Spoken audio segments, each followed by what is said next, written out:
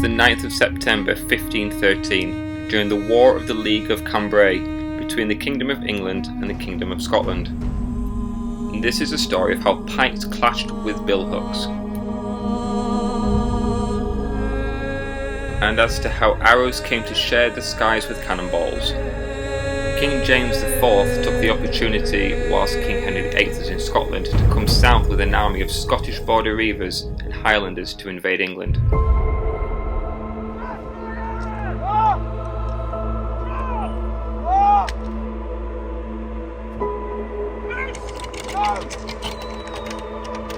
But this isn't another one of those stories that defines how great archery is and leaving its mark in history. Nor is it a story of how archery overcame cannonball. Or is it? Hey everybody, this is the Battle of Flodden.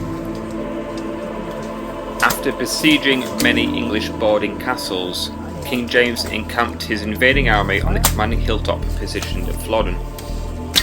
King Henry VIII, away in France, had his suspicions that whilst the cats were away, that the mice would play, and so left the Earl of Surrey in charge of the English army. The Scottish army that was well positioned on top of Flodden Hill was trenched in with the larger yet less mobile cannons, of which had been caravanned all the way from Edinburgh Castle. Surrey, noticing that he didn't have the high ground, tried to position his army behind the rear of the Scottish. However, in doing so, the Scottish left their high ground and took up new high ground on the adjacent hill, known as Branxton Hill.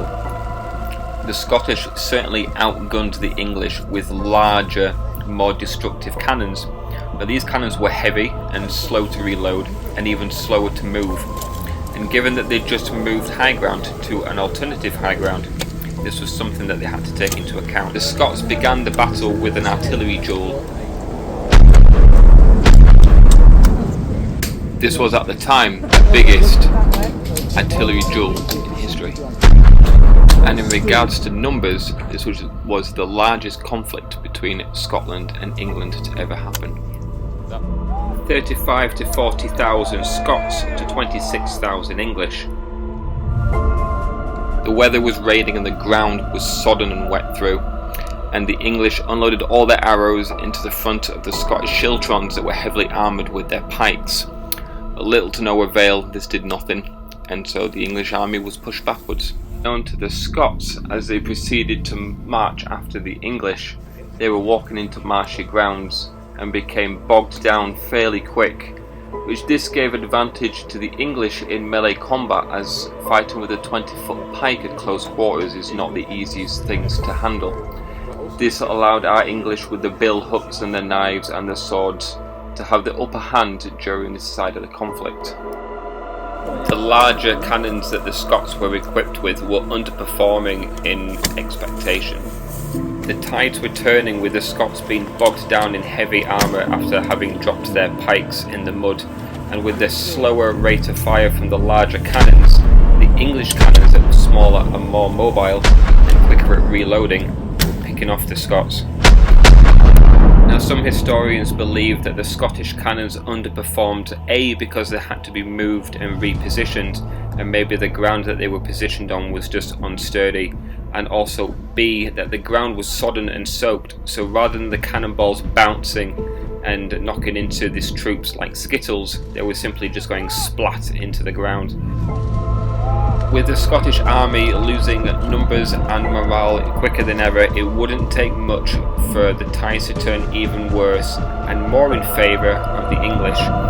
Lord Stanley's archers had turned up on reinforcements, and it didn't take much for the archers from Bolton to finish off the remaining Highlanders and border reivers that were still standing on the battlefield. Amongst all of the fighting and all the chaos of arrows and cannonball flying everywhere, it was the archers of Ettrick that were known as the flowers of the forest that were the bodyguards for King James IV that had fallen. And not long after, the king himself also fell. And this marked the very last monarch in British history that would die on the battlefield to date.